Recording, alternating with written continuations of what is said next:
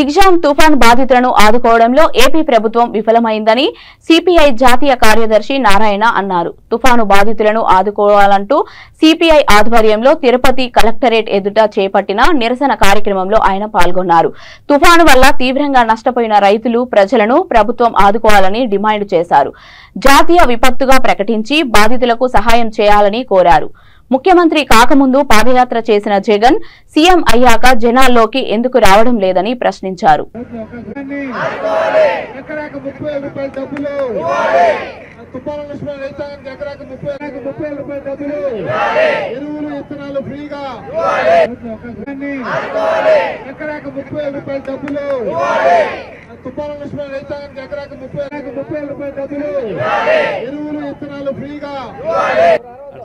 కరువు నివారణ, వరద బాధితులు ఆదుకోవడం, వీటిపైన ధర్నా చేస్తూ ఉన్నాం.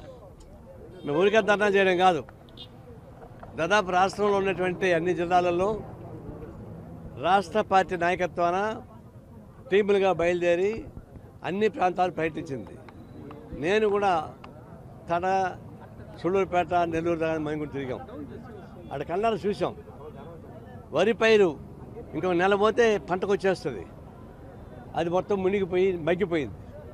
ఇప్పుడు నీళ్ళు లేకపోయినా పైకి రాదు. అది వరి మొత్తం పోయింది. తర్వాత చేపల చెరువులు పోయినాయి, నిమ్మ తోటలు పోయినాయి, వాణిజ్య పంటలు పోయినాయి, ఇవన్నీ పండ్ల తోటలు కూడా పోయినాయి. దాదాపు 18 లక్షల ఎకరాలలో ఈ తుఫాను బాధితకు సంబంధించిన సమస్య జరిగిపోయింది. వర్షం లేని చోట కరువు వెళ్తానే వాడుతూ ఉంది. కర్నూలు, అనంతపూరు ఆ ప్రాంతాల్లో కరువు విపరీతంగా ఉంది. అందువల్ల కరువు, అధిక వర్షాలు రెండూ కలిసి రైతాంగాన్ని హతాకురం చేసి పారేసింది. వీళ్ళు ఇప్పుడు ఆదుకోకపోతే సాధ్యం కాదు. ఒక్కొక్క ఎకరా కనీసం 30,000 రూపాయలు మినిమంగా ఖర్చు అయింది. మిరప తోటకైతే ఇంకా ఎక్కువ ఖర్చు అయింది. అయినా సరే ఎకరాకు 30,000 రూపాయలు ఎక్కడ ఇవ్వాలని చెప్పేసి తర్వాత గుడిసెలు మొత్తం పోయినాయి. వర్షం నిలవకపోయినా ఆ నీళ్ళల్లోనే ఆ గుడిసెలు ఉంటున్నాయి. దాన్ని వాళ్ళకి భోజనాలు లేకుండా పోతున్నాయి. అందువల్ల అటు గుడిసెలు పోయిన వాళ్ళకి, వరద ప్రాంతాలు మునిగిన వాళ్ళకి, రైతాంగాన్ని ఆదుకోవాల్సిన బాధ్యత ఈ రాష్ట్ర ప్రభుత్వానికి ఉంది. రాష్ట్ర ప్రభుత్వం ఒకటే చేయడం కష్టమే. అందుకే కేంద్ర ప్రభుత్వం కూడా దీనిలో రావాలి. జాతీయ విపత్తుగా దీన్ని ప్రకటించి దాని ప్రకారం బాధితులకు సహాయం చేయమని చెప్పి కోరుతా ఉన్నాం. రాష్ట్ర ప్రభుత్వం ఇంతవరకు కూడా ఒక అంచనా వేయలేదు. తర్వాత కేంద్ర ప్రభుత్వాన్ని జాతీయ విపత్తుగా గుర్తించని చెప్పేసి అడగలేదు.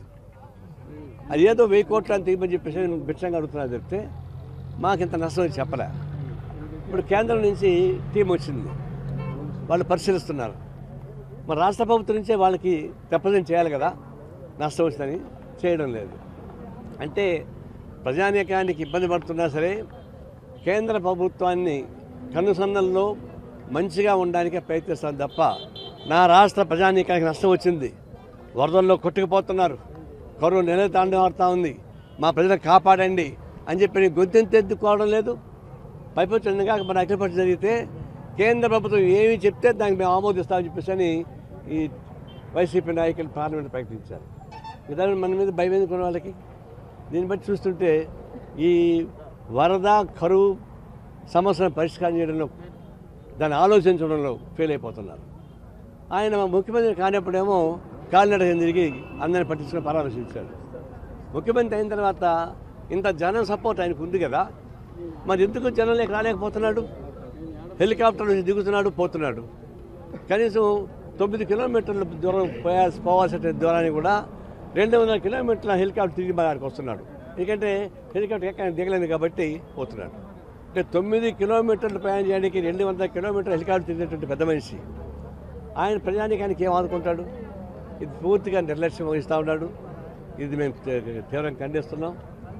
తక్షణం వాళ్ళ సహాయం కోసం చేయాల్సిన పనులు ప్రకటించమని కోరుతా ఉన్నాం. కేంద్ర ప్రభుత్వాన్ని గట్టిగా రాజకీయ పరంగా డిమాండ్ చేసే తప్ప సాధ్యం కాదు. మీకు పార్లమెంట్ మెంబర్లు ఎక్కువ ఉన్నారు, ప్రతిపక్షాలు మేమంతా సపోర్ట్ చేస్తున్నాం.